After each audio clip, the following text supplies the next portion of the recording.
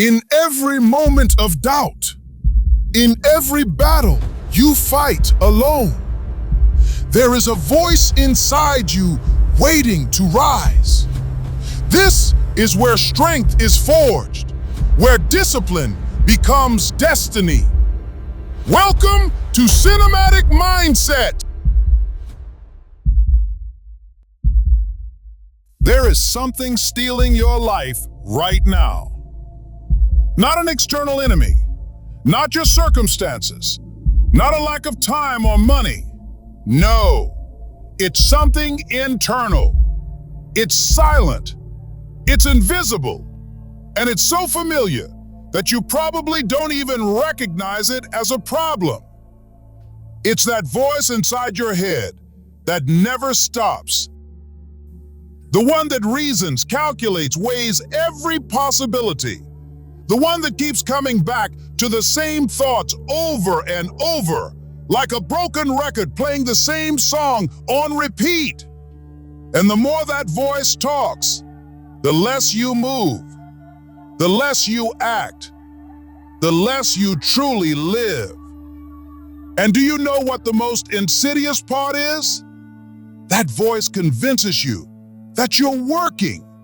It makes you believe that all that reflection, all that calculation, all that frantic mental activity is productive.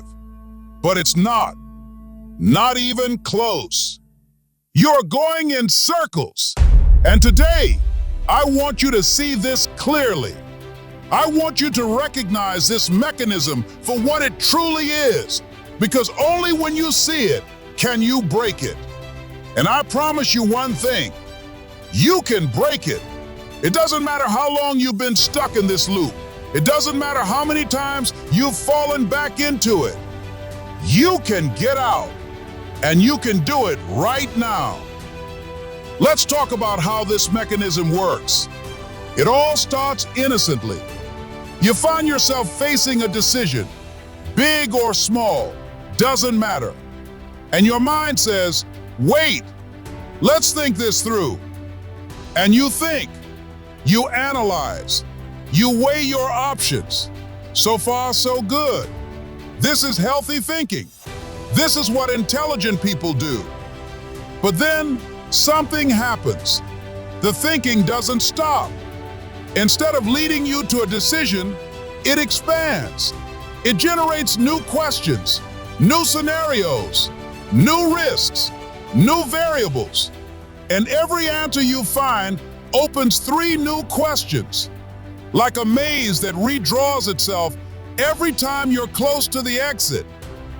And inside that maze, your mind starts making movies, catastrophic ones mostly. It imagines the mistakes you might make. It imagines the people judging you. It imagines the failures that could come. And it all feels so real, so vivid inside your head, that your body responds as if it's actually happening. You feel the tension. You feel the anxiety. You feel the weight. And then the most natural thing in the world happens. You stop. Not consciously. Your brain just showed you a simulation of pain so convincing that your nervous system says, no thank you, and keeps you exactly where you were. Safe, still, stuck. This is not analysis. This is not intelligence. This is not wisdom. This is overthinking. And its real function is not to help you make better decisions. It's to protect you from the risk of action.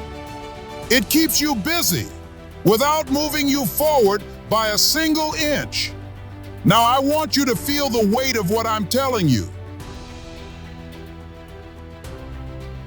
Every single day you spend thinking instead of acting is not a neutral day. It's not a day where you're still working on it. It's a day where you are actively choosing the smaller version of yourself. Because do you know what happens to someone who stays still for too long? Their identity changes. Slowly, almost without noticing. That person stops seeing themselves as someone capable of taking action. They start building a story about themselves. I'm indecisive. I'm not the type who takes risks. I never follow through. And that story, that inner narrative, becomes the most powerful cage that exists. It's not your circumstances that keep you imprisoned. It's the story you tell about yourself. And obsessive thinking is the narrator of that story. The more you give into it, the louder that voice gets. The louder that voice gets, the more the story solidifies. And the more the story solidifies, the more impossible it seems to escape. But it's a lie. It's one massive, gigantic lie. That is not your real identity. That is a habit, and habits can be broken. Now let's talk about the deeper mechanism, because understanding it is essential. Your brain has one single primary objective: to keep you alive. Everything else comes after. And over millions of years of evolution, the most effective way to keep you alive has been to avoid threats, conserve energy, reduce exposure to danger.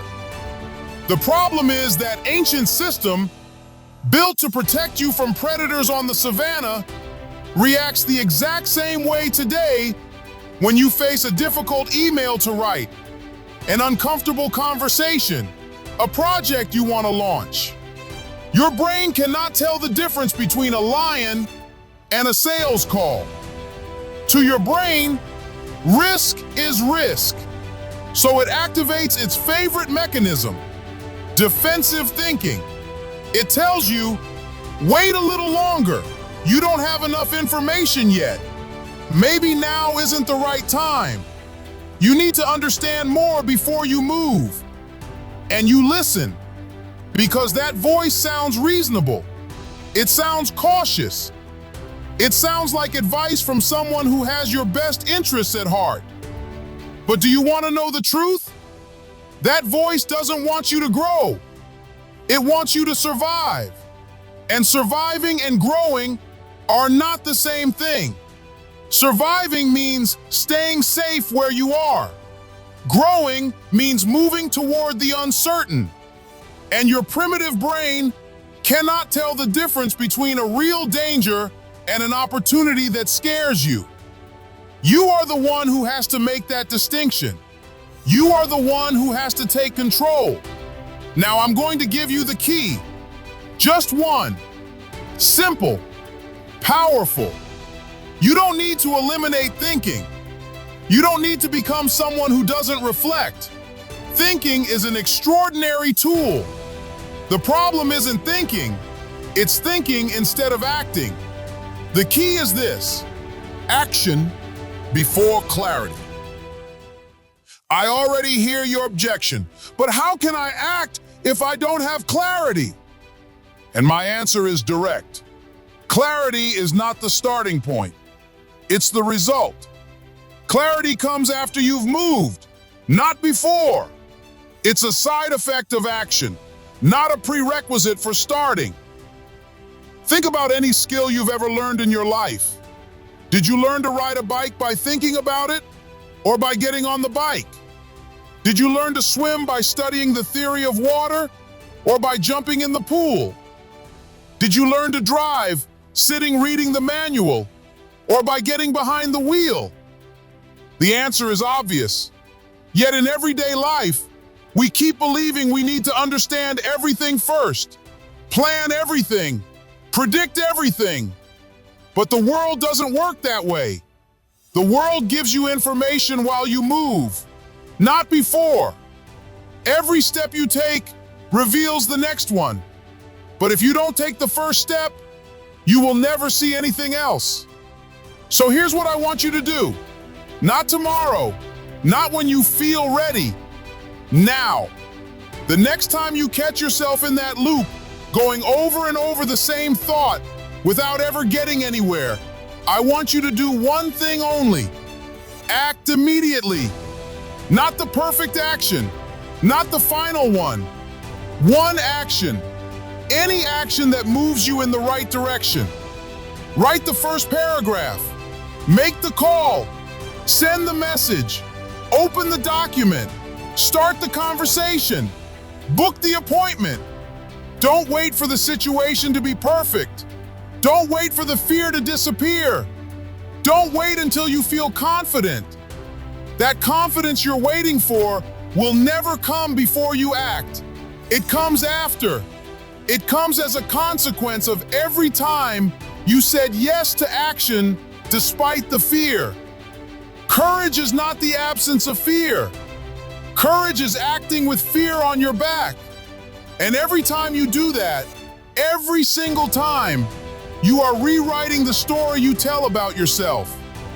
You are building concrete proof that contradicts that voice telling you you're not capable. You are accumulating evidence of who you truly are.